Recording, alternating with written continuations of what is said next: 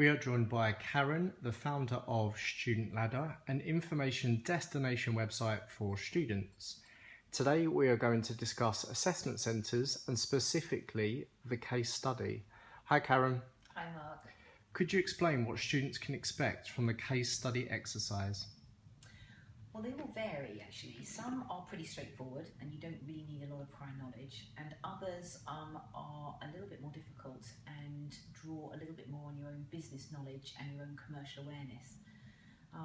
What students will get is a sort of a booklet of information, and it'll also include financial reports which they have to analyse. Generally they get a sort of 20 to 30 minutes to read and analyse. At the end of that time, they're expected to either answer questions like in an interview style or write a report answering a specific question. Can you give an example?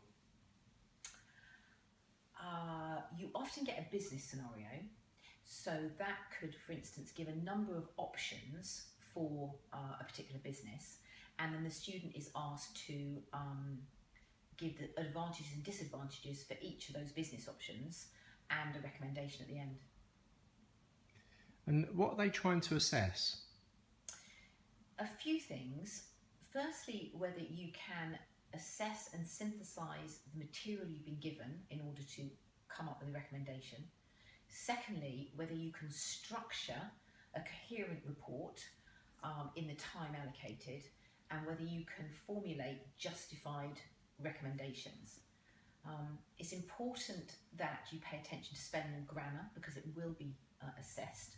It's vitally important that you complete particularly the recommendations in the time allocated, otherwise you will probably fail. And finally, that you don't sit on the fence, that you commit to a course of action or a recommendation. Karen, it sounds a bit daunting. What sort of areas should students think about? Yes, it's quite broad, and that's the scary bit of it. I think two areas might be useful. Think about how a company grows, because that's the centre of everything.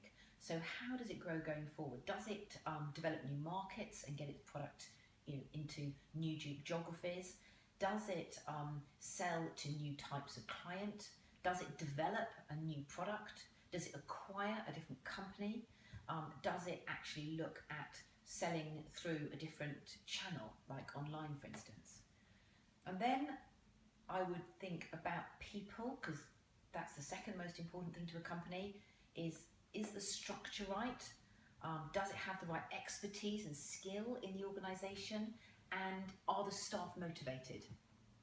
And then finally, just to help with your thinking, maybe think about a SWOT analysis or a PEST analysis. And for those that don't know what SWOT is, could you explain?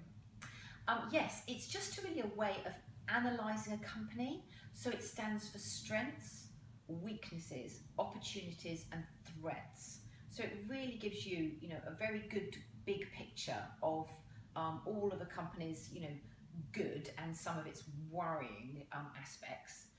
And then the PEST analysis, that looks at external factors to a company that affect it. So things like political factors, environmental factors, economic factors, social, technological, legal, those sorts of things.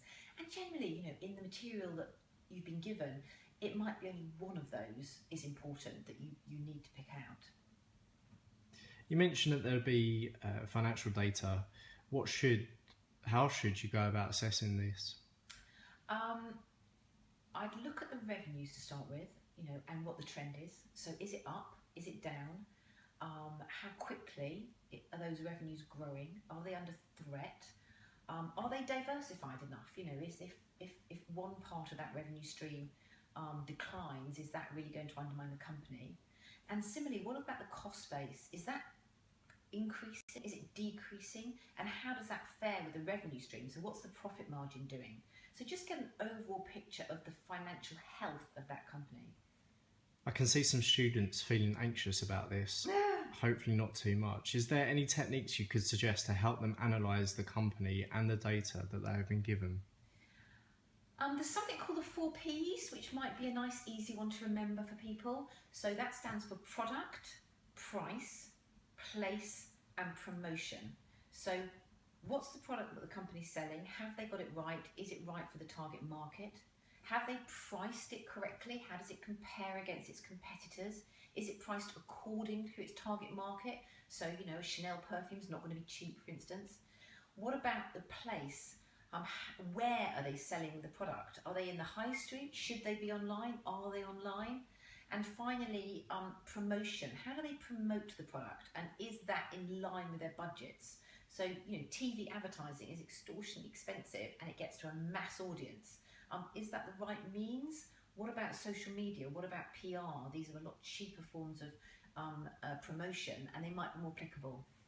You mentioned the company's competitors before. How should students think about them? I think try and assess how big a threat they are really, who they are and how worried the company should be. I would look for whether a competitor is perhaps disruptive, and by that I mean they're potentially going to remove the marketplace and change the marketplace, a bit like the phone did to the camera. So Kodak literally had to completely change their business model because they had their market eliminated by a camera going on a phone. So things like that is what I'd look for. There's a lot of great information here. Is there anything else that you can tell us?